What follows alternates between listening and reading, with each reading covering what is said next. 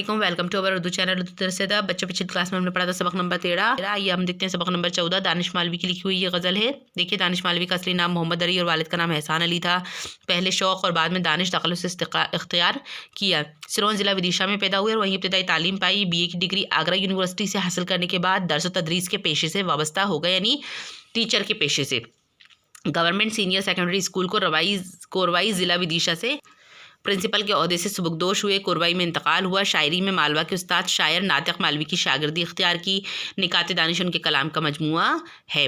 दानिश मालवी को ज़बान व बयान पर उस्तादाना महारत हासिल थी।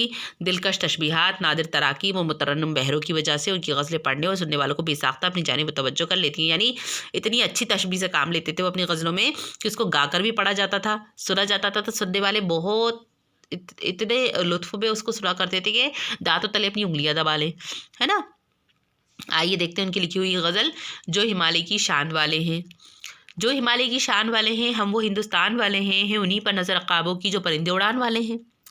तो शायर क्या कहता है कि हिंदुस्तान के शिमाल में जो उत्तरी हिस्से में जो दुनिया का सबसे ऊंचा पहाड़ है हिमालय, हमेशा बर्फ़ से ढका रहता है ना, इसलिए उसका नाम हिमालय यानी बर्फ़ का घर है। और ये पहाड़ हमारे मुल्क की शान भी है और हर हिंदुस्तानी की शान है।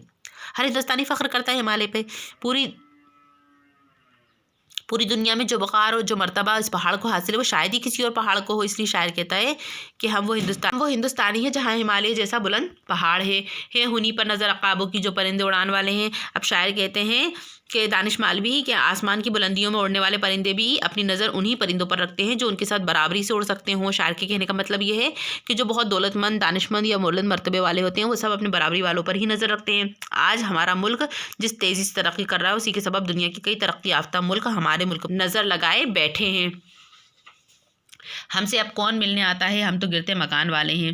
शायर एक तरफ तो थोड़ी सी मायूसी का इजहार करते हैं, वहीं दूसरी तरफ ज़माने की फितरत बयान करते हैं। कहते हैं कि ऐसे गरीब और मुफलिस लोग जिनके मकान भी कच्चे और टूटे फूटे होते हैं, ऐसे लोगों से कोई मुलाकात करना भी पसंद नहीं करता। यही हाल आज हमारा है। शायर अब बूढ़ा हो चुका है, उसकी ज़िंदगी भी ख़त्म होने वाली है, इसलिए उसने अपने आप को भी गिरते मकान कहा है।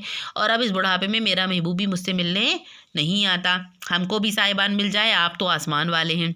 शायर कहता है अल्लाह ताला से एक मकान की तमन्ना करता है। कहता है कि अल्लाह आप तो आसमानों में रहते हैं, जिसको जो चाहे अता कर सकते हैं,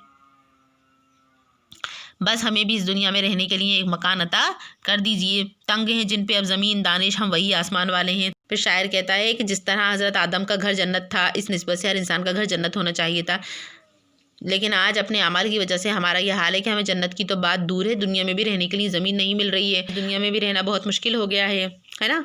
अब देखिए ये सब ग्रामर दी हुई है, में काफ़िया दिया हुआ है। काफ़िया के यकसा आवाज़ यकसा हरूफ पर ख़त्म होने वाली, यानी एक सी आवाज़ पर और एक सी हरूफ पर ख़त्म होने वाले अल्फाज काफ़िया कहलाते हैं। मसलन साज, नमाज, गुदाज वगैरह जिस शहर में तरन्नुम पैदा होता है, ठीक है, तो काफ़िए इन्हीं को कहते हैं। गज़ल में देखा है ना आपने, पहली और दूसरी लाइन में लास्ट वाला वर्ड एक जैसा होता है, वो काफ़िया ही कहलाता है, हम काफ़िया होता है वो, ठीक। ये वाहिद जमा दिए हुए हैं, सब नोट्स के ज़रिए आपको सेंड कर दूँगी। आज की क्लास में इतना ही, मुझे इजाज़त दीजिए। चैनल को लाइक, सब्सक्राइब और शेयर करना ना भूलिए और दूसरों को भी इसके बारे में तरगीब दीजिए। अल्लाह हाफ़िज़।